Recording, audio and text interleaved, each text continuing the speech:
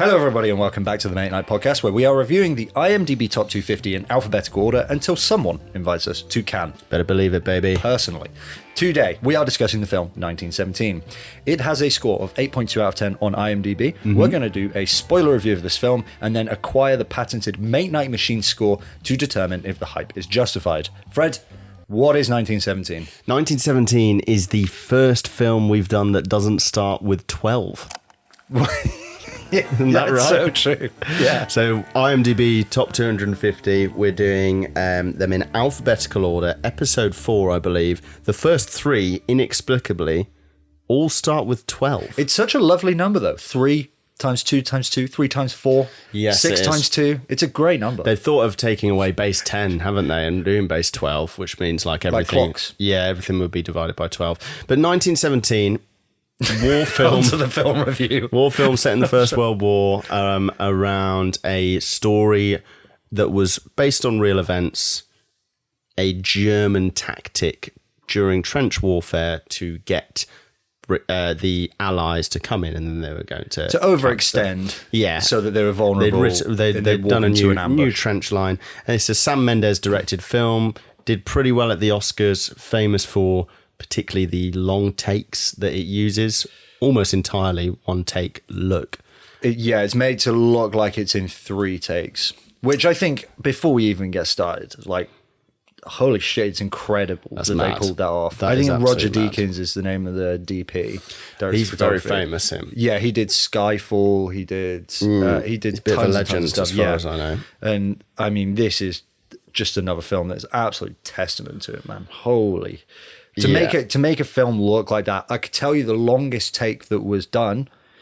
So obviously it's made to look like it's all in one. The longest take was 8 minutes and 30 seconds, something like that. Which is mad. You're talking about a 2-hour film which is in 3 takes. It certainly looks like 3 takes. And for the longest to actually only be 8 minutes. Incredible. Pretty wild. Okay, so war film, out of the First World War. Yep.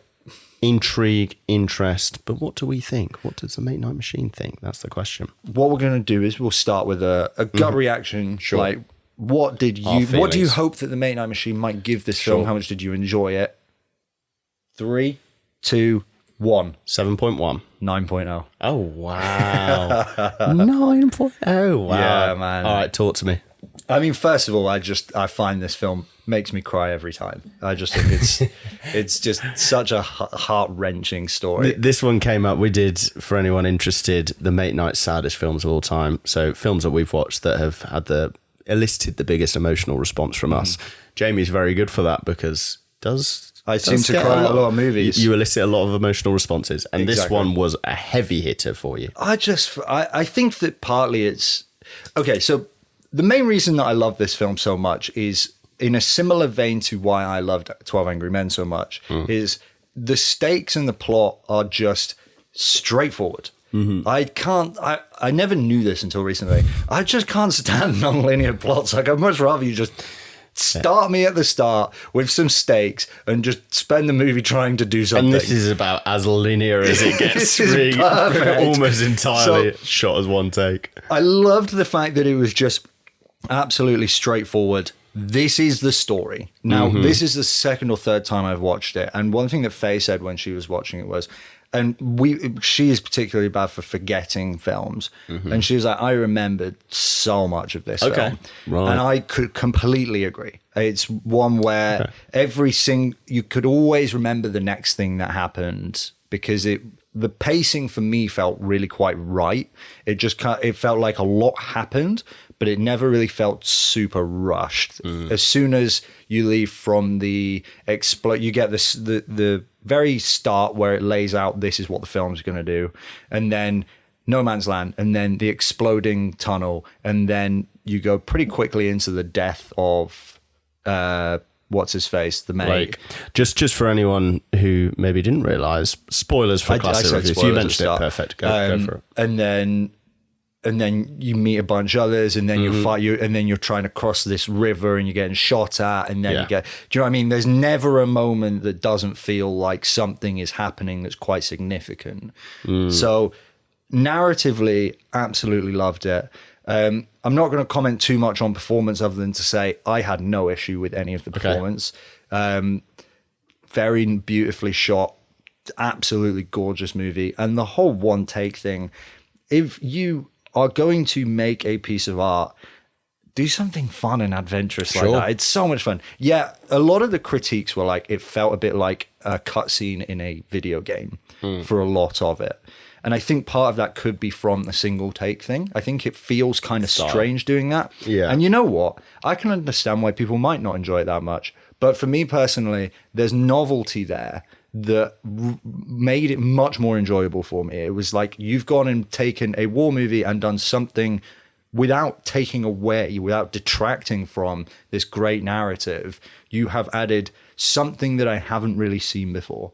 So on that, I just thought, incredible. The sound, the visuals. Wow. Yeah, 9. Wow, that is mega.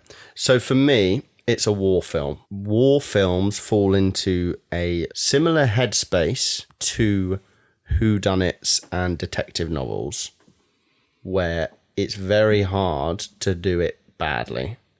There's like a general level that they'll all reach. And it's because they have, the genre has tropes that it can pick from. So in the case of like crime and mystery novels, they're all geared in a way where you're left on the edge of your seat because there is one inherent element that we're trying to find out. And they can leave clues and red herrings, and they all are quite similar in scope, but they'll each try and have some level of variety and uniqueness, which will make it a more impactful whodunit or crime novel, I should say. For me, that means that whilst they are never bad, I struggle to find any that I think are exceptional, because they all have some element of similarity to them. And it's the same for war films with me. I was thinking during it, this is a good war film, but will I really remember this in 5 years' time? So it's interesting that you say you and Faye felt for certain that you did. Well, we definitely remembered all the details and the steps within the plot. And I think that you make a very good point about the whodunits. Absolutely agree. The war films, I think, could fall potentially victim to that. That being said, I think part of the reason why I was able to give this a 9, I think I'm just a bit of a sucker for a war film. I think when you have stakes that are so blatantly clear, for me, you just can't not have like an amazing narrative. That being said, didn't think much of Dunkirk, but that's for a different episode.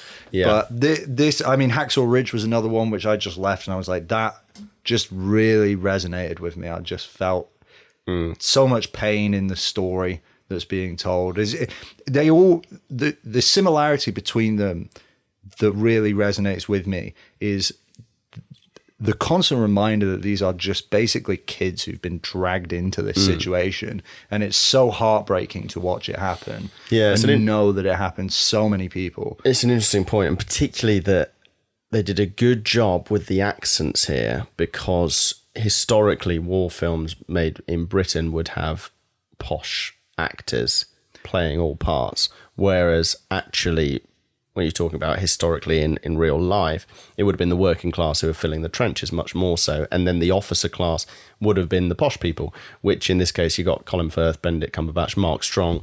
They were all clearly doing a more received pronunciation accent, so that was a nice little historical accuracy that they added.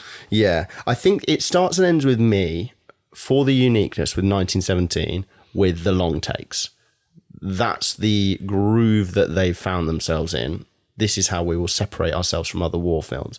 And so if you are bought into those long takes, then it will really emphasize the impact that the film had. Yeah. And I think for me, I was more in the camp of this feels like video game play. Right, yeah, I thought you are taking a pretty arbitrary war story and you are adding a gimmick so that it seems a bit better than it is. That's how I felt. Yeah, I think that if you split it at, it's a visual work of art, but narratively, I agree, not wholly unique, but I thought, narratively pretty well executed. Sure. Like I really liked a lot, every part that I was supposed to feel weary or really sad, grieving or anything like that. I feel like it did a great job of, and I remembered it when I left it, and it made me cry. So yeah, did you cry again? Oh yeah. And there were two scenes. There was obviously the death, and then there was also the one where he has to break the news to his brother. Which I think you said was the worse one that for made you. me cry. The first time I watched it, I left and I was like, holy shit, this is sad. I wonder whether, you know how there's all this sort of talk of inclusivity in movies, and you do tend to, I wonder if there's an element of me just having more of a connection with the main characters because it's about brothers and it's about young British gentlemen. And so like when he has to deliver the news to this guy that his little brother's died, there's an element of familiarity there that might be partly why I enjoyed this film so much. Do you know what I mean?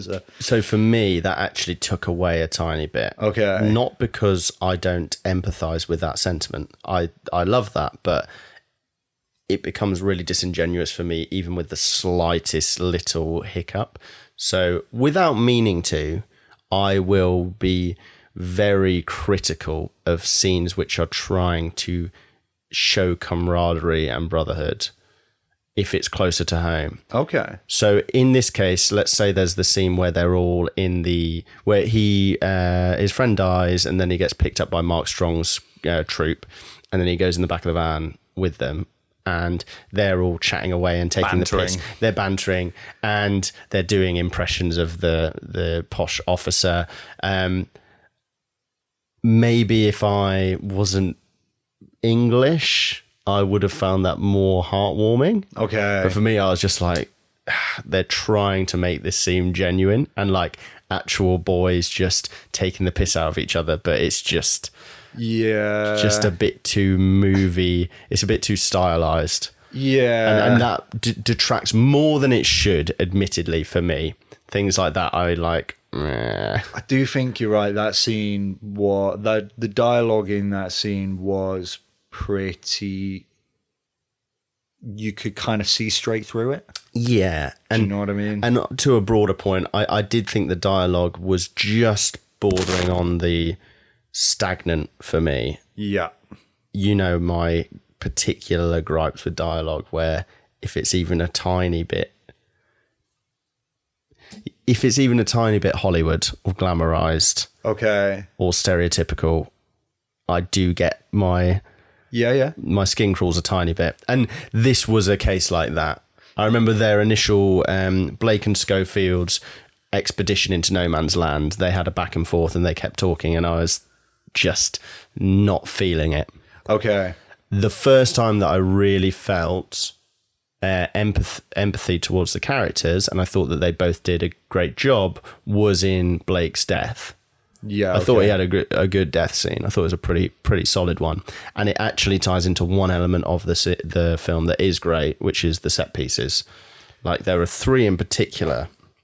I'd be interested to see what your favorite was. So the ones that I've put out, what was the best set piece? Let's say these four. So the booby-trapped German trench, the plane crash, running through Écoute, so when he's getting chased, and finally when he's over the top and running towards the colonel. There's a very famous shot of each of those that probably a lot of people have seen. But yeah, the bit, if you're listening, if you watch the film, at the end where he's running in one direction and the people are, the other soldiers, the battalion are attacking. They're doing a push over the top, and he needs to get to the colonel, who is 300 yards away at the other side of the trench. In order to get there, if he went along the trench, it would take him a long time because he'd have to go through all the bodies.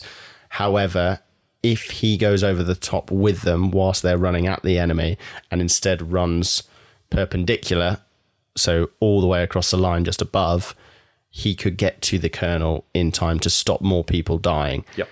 And everyone's going, what are you doing? That's suicide. Don't do that.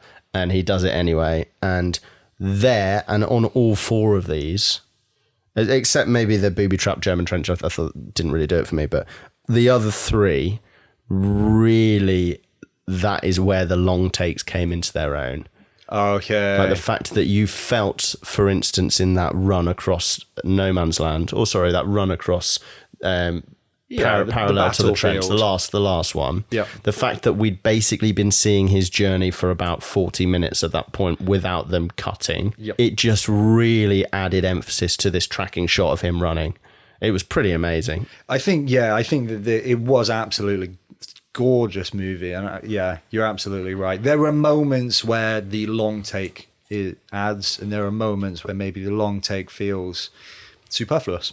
You know, it feels, but I do think that one of the things that does make this film quite cool for me is because it all is in one take, you get a really interesting sense of scale, because you are literally basically, there's very little distance covered, if any, without him being by your side. It's a good point, that, yeah. And it is quite interesting. It's not something that cinema does very often, where you have that much of a sense of, this is how much distance we've covered. This is the world that we are in. You've literally seen us get from point A to B every step of the way. That's such a cool element of the film for me. Yeah, it's true. Really diving into the weeds of time in this setting is something you just don't get to appreciate in films of this nature. So that was really cool. And the way that they did get around, I mean, it is a tiny bit of a cop-out, the way that they got around the fact that it needs to be about an 8 or 9 hour mission. Yeah, see, I thought people were going to complain about that, because there are a couple of devices that were used that if you pay attention, you can tell.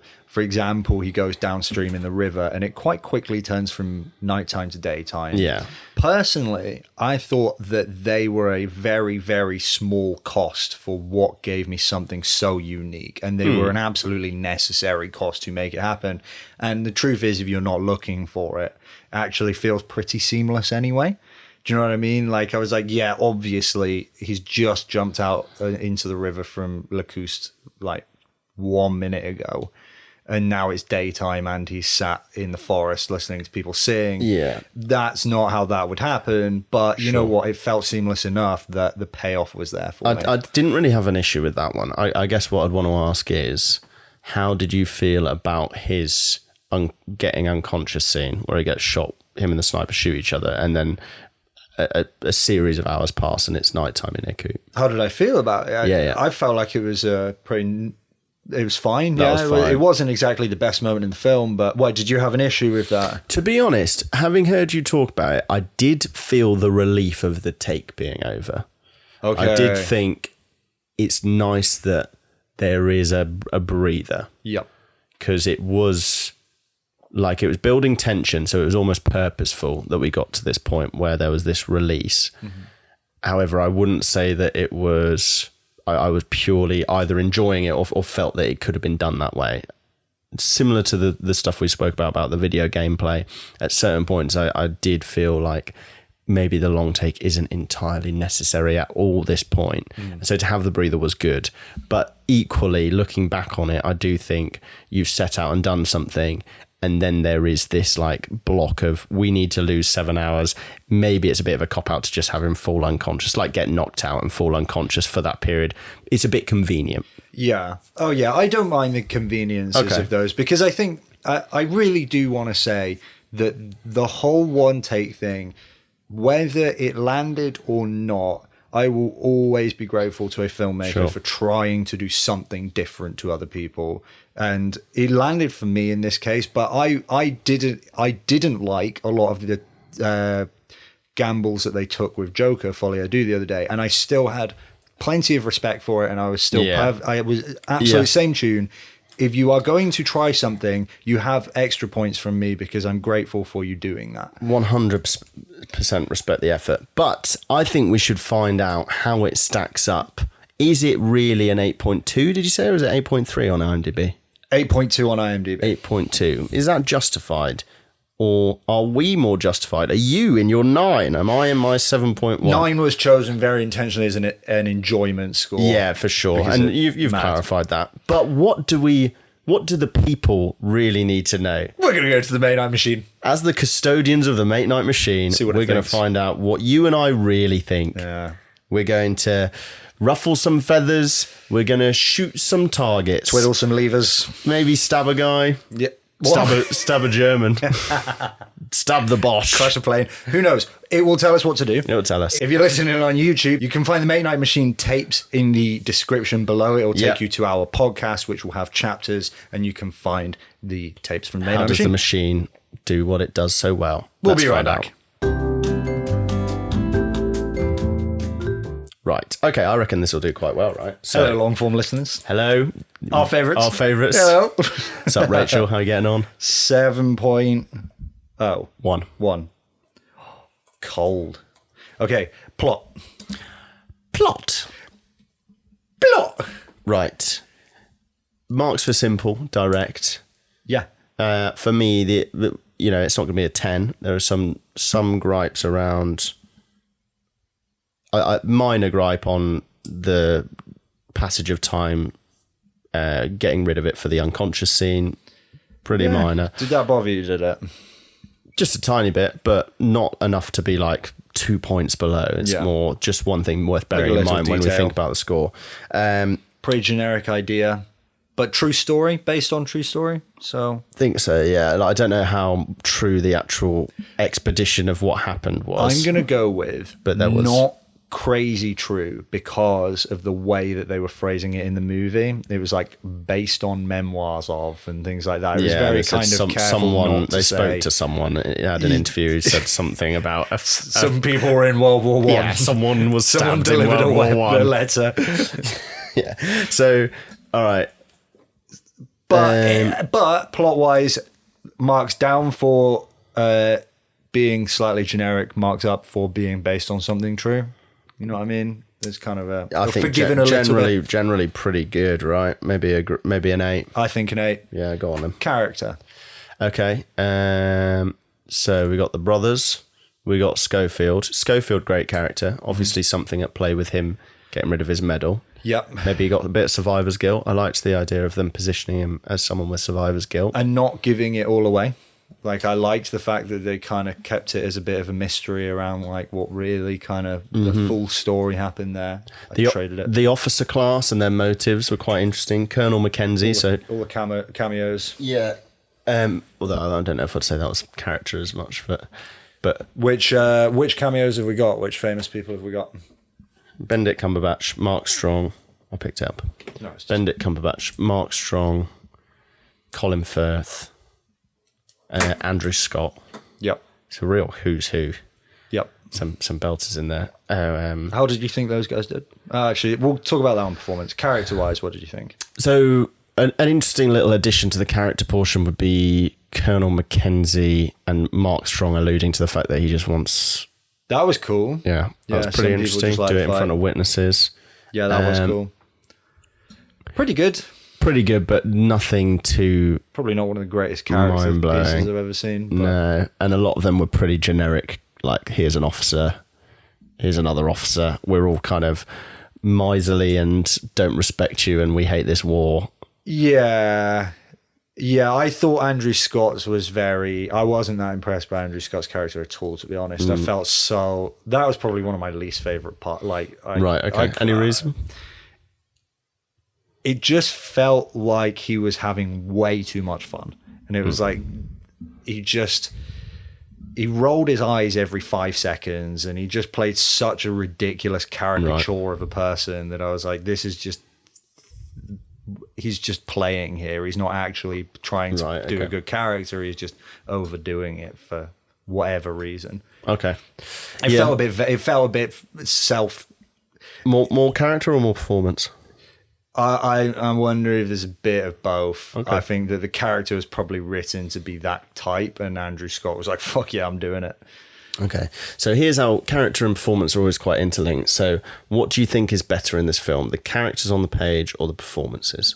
I'm not great with performance, so I would say probably for me, they're both like around the 7-ish mark. They're both kind of maybe a little bit above 7 on both, but I don't think 8s.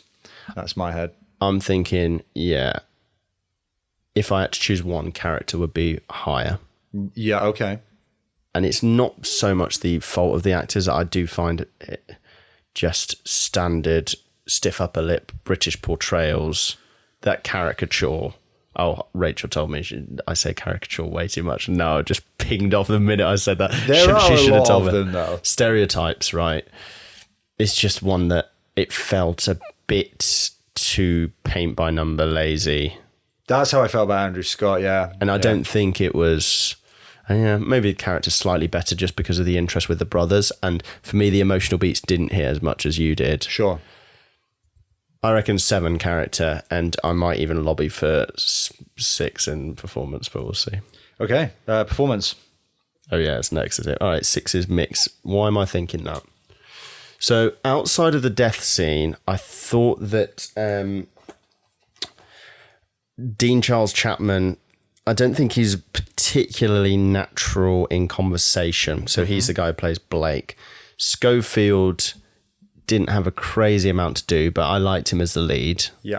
Thought he did a pretty good job. I mean, that's maybe unfair to say he didn't have a crazy amount to do because there were some emotionally impacted Yeah, 100%. scenes. I'd say George Mackay had a tough role. And then you've literally got a rotation of posh officer class gents. Or back of the van.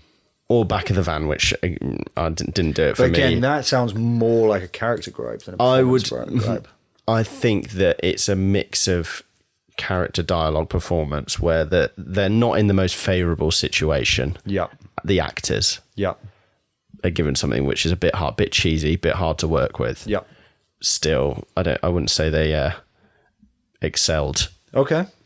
So I'm going to say 6 is mixed for me. I'm happy with that. So, sorry, just to check then, have we done plot, character, dialogue, and performance? No, we didn't do dialogue. I thought we'd missed one. I must have just accidentally double-entered with dialogue. Okay, cool. Dialogue. You know what? I didn't think the dialogue was all that great. Yeah, I'd say 6. Yeah. Because it wasn't, like, insultingly bad. No. It wasn't making me angry. But it also wasn't, like, really that well-written either. It was just pretty basic. Is there an argument that it's a 5? They did try to do a bit of show don't tell throughout. Like, it didn't feel like I was being super spoon-fed some of the stuff. No, for sure. But sometimes it was quite jarring. Just the fact that we were with those two for a long time in conversation. And the conversation wasn't the conversation great. between them. Okay. All right. Well, you did quite like this film, so maybe 5's a bit unfair. Yeah, I'd say probably. Yeah. Here with a 6. I don't think it deserves to have a particularly low score, this. So character 7, dialogue 6, performance 6, visuals. Oh, man.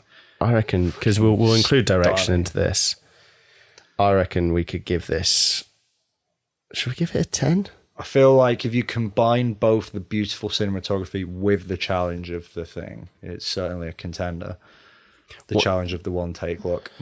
Yeah. And it's Roger Deakins, so I would feel kind of safe doing it a little bit. Go on, here with a 10. We've been a bit unfair in other areas, so not unfair, but we've been pretty harsh. We've been on the lower side. Yeah, we've been pretty sound.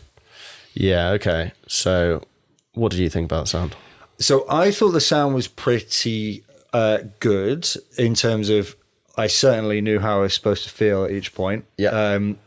I did do a bit of research on what critics thought of the film, and one thing that seemed to come up a couple of times with people saying the sound effectively was kind of spoon-feeding you a little bit. I didn't feel that way. I just thought it was pretty good. In my head, I'm thinking a solid 7 for sound. Hit it with a 7. Yeah. Any comments? Again, didn't really have any major thoughts on it. It was very cinematic. Which you want for war films, don't you? Yeah, exactly. Just trying to find the budget box office. Well, it won some Oscars. Did it now? It certainly did. I'm pretty sure it won Best Director, which would make sense. So impact. Maybe even Best Film. Impact out of 10. This is how much of a difference it's made to the world. It's won a couple Oscars. Fred's going to check that. I found the budget box office. Budget 90 to 100 million. Box office globally 390 million. So pretty good. Yeah, that is pretty good. All right, so it did not win one of the major ones. We had Best Visual Effects, Best Sound Mixing, Best Cinematography. Fair enough. Nominees for Best Picture, Best Director, Best Original Screenplay, Best Score. It's a big impact. They got a lot of nominees. It's IMDb top 250. Production design, Best Sound Editing, Best Makeup and Hairstyling. So what, like 10 noms? That's quite a lot. Impact then, and the thing is, it does fall into that period of war film. Like Dunkirk came out right at the same time. Okay. In hindsight, is Dunkirk being looked at more favourably? Certainly from my perspective, I thought it was. Yeah, it is, yeah. And so what are you thinking for this? So it's got 122nd out of 250 on the IMDb. Yeah. Is Dunkirk not on here? Surely Dunkirk made it on. Oh, Dunkirk isn't in the top 250. Oh, wow. Interesting. You are joking. You're joking, mate. Right. I'm thinking. What am I thinking? An 8 at least. Easily probably. an 8. The question is whether it can sit with the 9. So I'm going to pull up the 9s and have a look. Now, here's one of the tricky things: is we've given a lot of 10s, although we've only given 2 9s. Yeah, but we did classics, didn't we? Full Metal Jacket and Superbad. I think if it's had that many nominations and it also tread new ground visually. I was thinking an 8 personally. Film of the year 2020, what would that have been? Let's have a look. 2020 films. Or did it come out in 2019? Came out in 2019, yeah.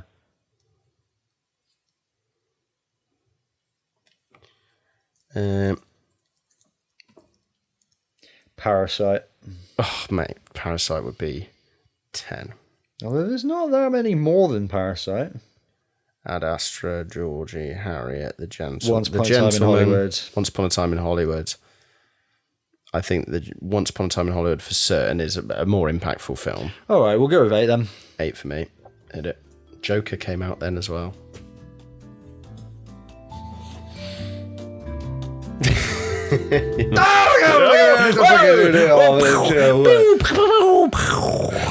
We're gonna have to stop doing that, mate. Shell shock. It's taking years off the end of my life. I've got PTSD. Yeah, I'm gonna wear a coat next time. Just, yeah, whatever you got, a Mac maybe. I'm gonna have to. It depends on. Yeah, right. Okay, but we have a score. Yeah, baby. We have the correct score, the once and for all score. You better believe it. 1917. It got 8.2 on IMDb. We're trying to decide whether it deserves that. The Main Eye Machine is giving the correct score, which would be 7.57. Ah, thank God it got in the 7s. You know what? Okay, here's why. It wasn't very well written in terms of dialogue and character, and the performances also struggled because of that. And those 3 just let this thing down. But not like they're still passable, and some of them are still good.